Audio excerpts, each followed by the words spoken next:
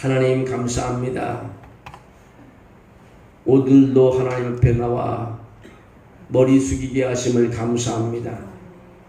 어떤 무거운 짐을 가지고 왔더라도, 어떤 고민되는 것이 있더라도, 육신에 어떤 아픔이 있더라도 오늘 이 밤에 하나님 말씀을 들으면서 위로를 받고 곤충을 받고 일어날 수 있도록 도와주시옵소서.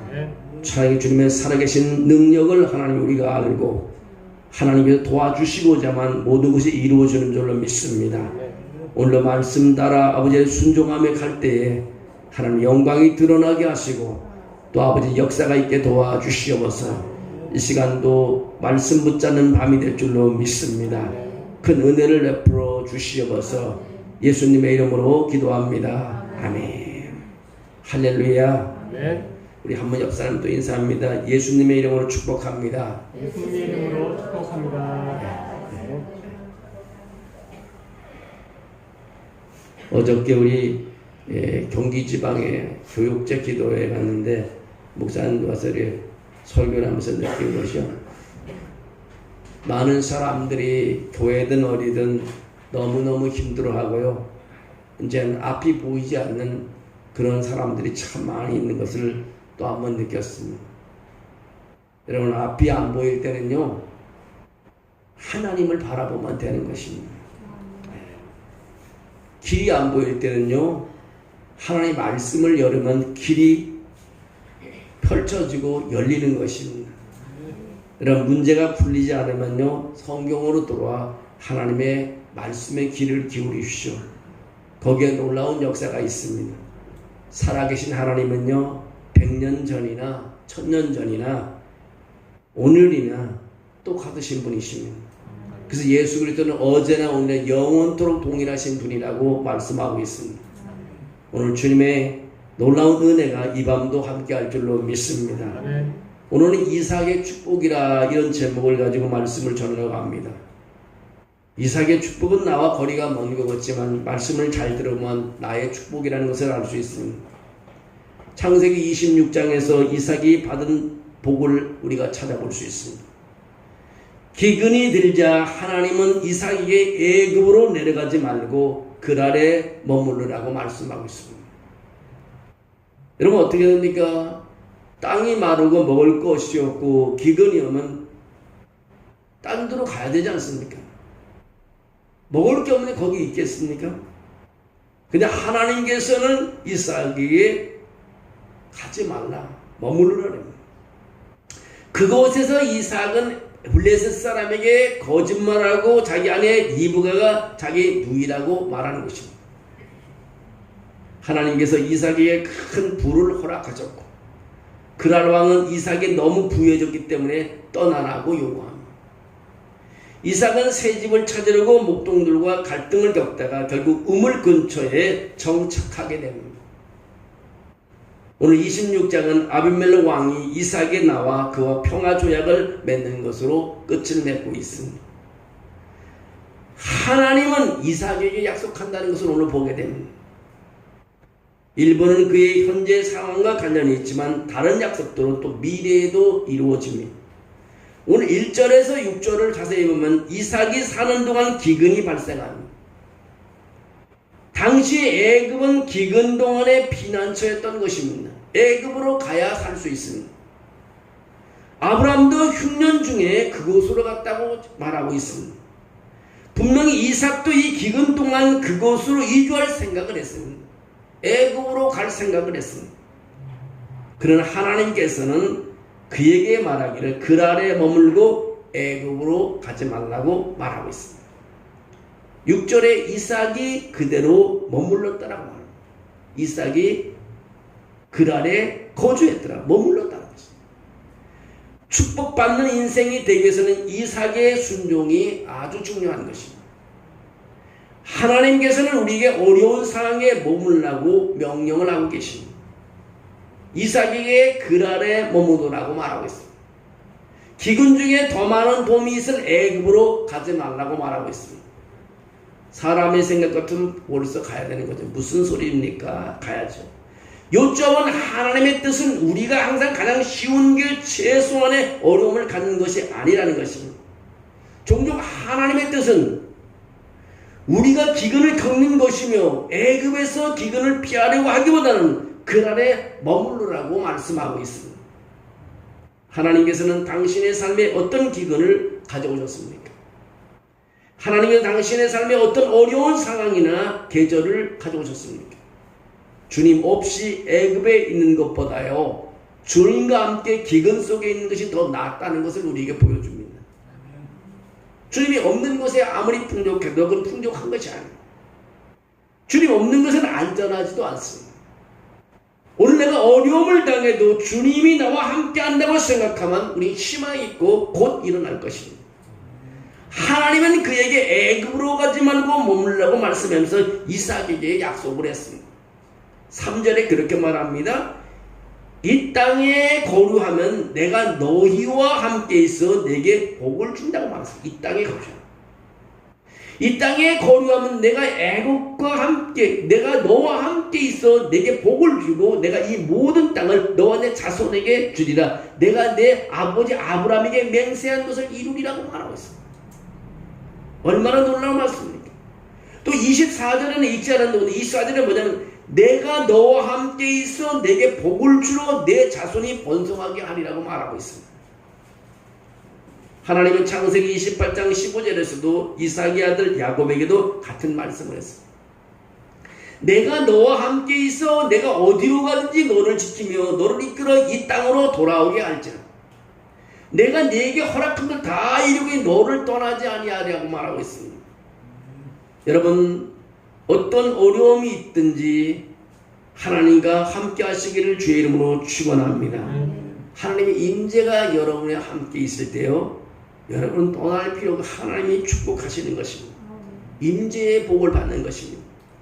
하나님은 야곱의 아들 요셉의 시련에도 함께 했다는 것을 알 수 있습니다.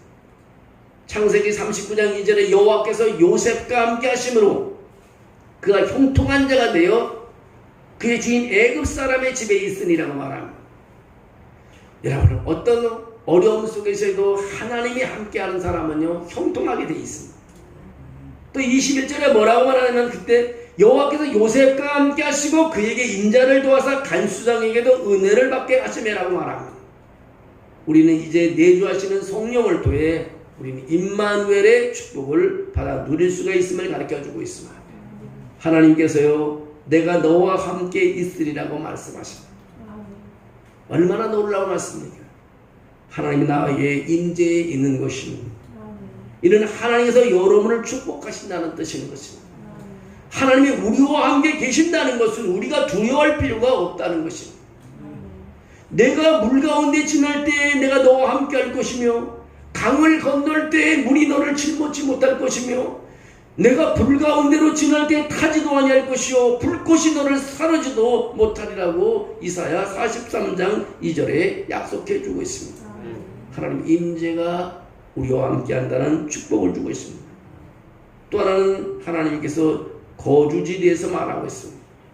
많은 사람들이 집 문제의 고통을 받고 있습니다. 젊은이들은 결혼과 출산을 거부하는 상당한 이유는 집을 마련하기 힘들다는 이유입니다. 성도는 하늘나라뿐만 아니라 이 땅에서도 거주지의 축복, 집의 축복을 받아야 합니다. 오늘 3절 4절을 읽어보면 이렇게 말합니다. 3절 4절을 한번 같이 읽어봐서 보겠습니다. 3절 다시 한번 읽어봅니다. 시작. 이 땅에 고류하면 내가 너와 함께 있어 내게 복을 주고 내가 이 모든 땅을 너와 내 자손에게 주리라. 내가 내 아버지 아브라함에게 맹세한 것을 이루어 내 자손을 하늘의 별과 같이 번성하게 하며 이 모든 땅을 내 자손에게 주리니 내 자손으로 말미암아 천하 만민이 복을 받으리라. 아멘.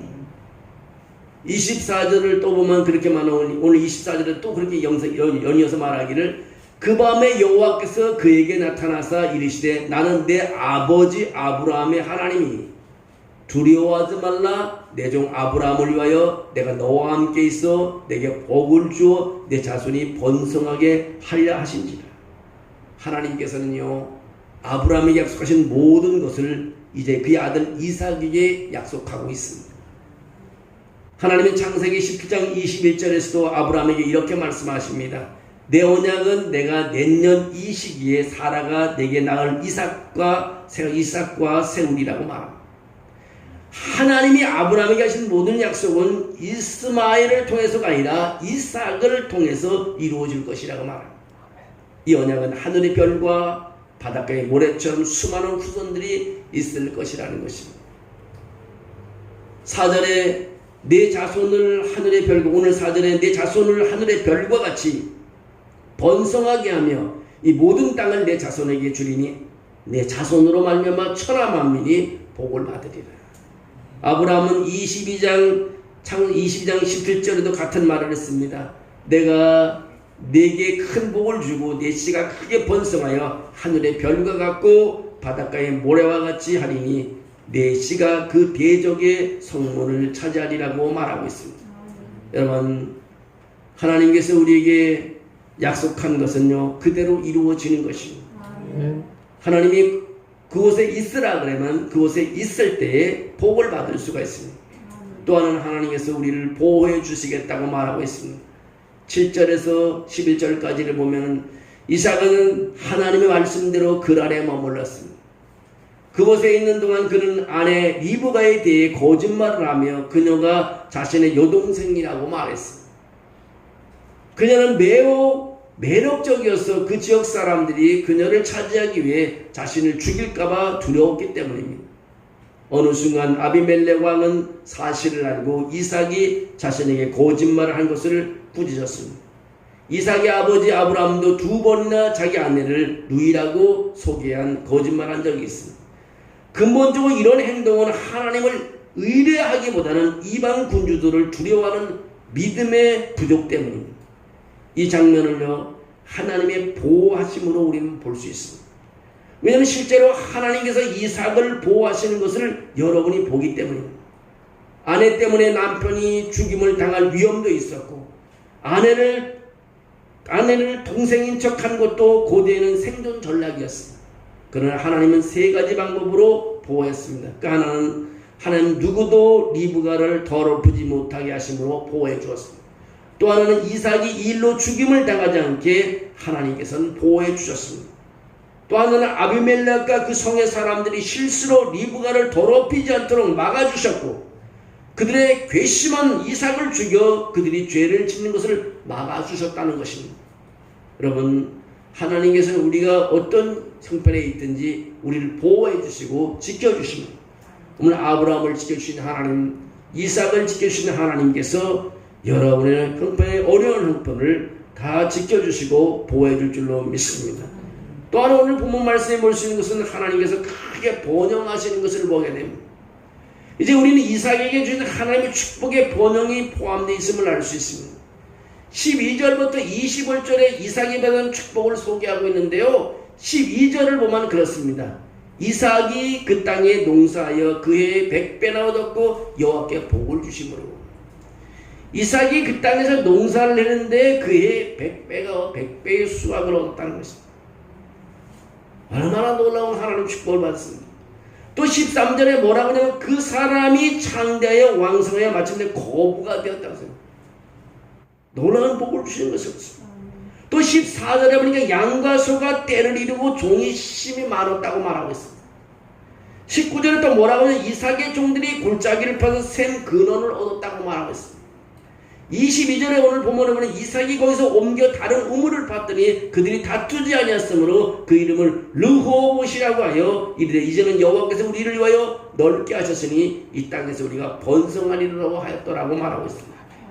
하나님은 이삭에게 물질적인 축복을 주었고요. 이삭은 매우 부자가 되었습니다. 이제 그는 아버지의 재산을 모두 물려받았는데 그 기근으로 얼마나 큰 손실을 보았을까요?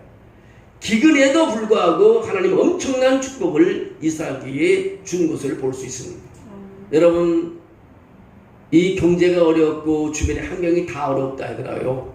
하나님께서 복을 주시기로 마음 먹게 되면 이 어려운 기근 속에서도 복을 주듯이 하나님이 여러분을 축복해 주시고 큰 복을 주실 줄로 믿습니다. 복이 멀리 있는 것이 아니에요. 하나님을 잘 섬기고 하나님의 명령에 잘 따르고 말씀대로 순종하게 가면 그것이 바로 나에게 큰 복이 된다는 것을 알 수 있습니다. 이삭에 대한 하나님의 물질적인 축복은 이삭이 언약한 상속자가 되는 것과 직접적으로 관련이 있습니다. 하나님은 내가 너에게 복을 주겠다고 말씀하고 있습니다. 그리고 하나님께서는 그에게 축복을 하셨습니다. 첫 해에 100배. 그가 만진 것은 뭐든지 금으로 변했습니다. 그가 하는 일은 모든 것이 잘 되는 것입니다. 하나님의 기근 중에 이삭에게 복을 주셨다는 사실입니다. 이 말이 되는 소리입니까? 다 경제가 어려운데 어떻게 복을 받나? 그러나 이삭만 쏙 빼다가 복을 주신 것처럼 이삭에게는 복을 주었다는 것입니다. 땅이 축복을 받지 못하고 열매를 맺지 못하는 동안 이삭은 엄청난 성장과 축복을 경험하고 있는 것을 오늘 본문은 봅니다. 남들은 기근으로 어려울 때 하나님의 백성 이삭에게 도리어 복을 부어줬다는 것입니다. 그게 우리가 믿는 사람들은요, 세상이 말하는 것에 너무 귀를 기울일 필요 없습니다. 하나님 말씀에 귀를 기울이는 여러분이 되시기를 주의 이름으로 축원합니다. 하나님의 축복이 삶의 모든 갈등을 제거하지는 않습니다. 이삭이 그라를 떠나라는 요청을 받았음에도 주목해 보시죠. 27절에 알 수 있지, 블레셋 사람들은 매우 시기했다고 말합니다. 블레셋 사람. 그리고 그를 쫓아냈다습니다. 그가 사망했을 때 그랄 목동들이 그와 반복적으로 논쟁을 벌였습니다. 그 우물을 발견할 때마다 목동들이 그 문제로 그와 다투곤 했습니다. 그는 계속 나아가고 아무도 그와 논쟁하지 않는 우물을 찾을 때까지 이것을 반복합니다. 여기서 제일 정말 좋아하는 것은 하나님께서 두 번째로 그에게 나타나셔서 그를 격려하신 것입니다. 24절에 그렇게 말합니다. 그 밤에 여호와께서 그에게 나타나 이르시되 나는 내 아버지 아브라함의 하나님이니 두려워하지 말라. 내 종 아브라함을 위하여 내가 너와 함께 있어 내게 복을 주어 내 자손이 번성하게 하리라 하신지라. 아멘. 저는 그래서 이걸 보면서요, 우리 자녀들이 복을 많이 받으려면요, 우리 신앙이 변치 않아야 될 것 같아요. 네. 아버지 아브라함의 이름도 나와요. 내 종 아브라함을 위하여 내가 너와 함께 있어 내가 복을 준다. 아브라함 때문에 복을 준다는 거예요. 여러분, 여러분의 그 깊은 신앙을 가지고요, 여러분의 자녀들이 큰 복을 받기를 원합니다. 우리 신앙이 굉장히 중요한 것입니다. 오늘 하나님께서 이삭에게 축복해 주시면 아브라함의 아버지 이름이 드러나고 있습니다. 아버지 때문에 내가 복을 주겠다. 오늘 여러분의 신앙 때문에 여러분의 자녀들이 다 잘되는 역사가 있기를 원합니다. 인생이 항상 쉬운 것이 아닙니다. 그러나 하나님은 언제나 신실하신 하나님이십니다. 하나님의 신실하신 우리가 원하는 대로 상황을 변화시킨다는 생각에서 우리는 벗어나야 합니다. 우리는 하나님이 신실하시다면 나를 더 편안하고 더 행복하고 더 유리하게 만드실 것이며 기본적으로 내 삶을 내가 원하는 방식으로 만들어주실 거라고 생각하는 것을 멈춰야 됩니다. 어려운 상황 속에서 하나님의 신실하심을 찾으셔야 된다는 것입니다. 이삭처럼 온유해야 합니다. 이삭은 블레셋이나 그말할 목동들에게 자신의 힘을 사용하지 않았습니다. 싸움을 하지 않았습니다. 계속해서 비켜갔습니다. 하나님은 결국 이삭 편이었습니다. 하나님은 우리 편인 것입니다. 하나님은 여러분의 편인 것입니다.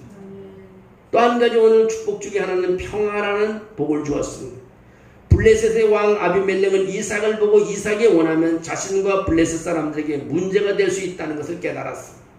그래서 그는 자진하여 이삭과 평화 조약을 맺었습니다. 현명한 움직인 것입니다. 누가복음 14장에서도 예수님께서 말씀하신 내용을 상기해 볼 수 있습니다. 어떤 임금이 다른 임금과 싸우러 갈 때 먼저 앉아 1만 명으로서 저 2만 명을 거느리고 오는 자를 대적할 수 있을까 헤아리지 아니하겠느냐.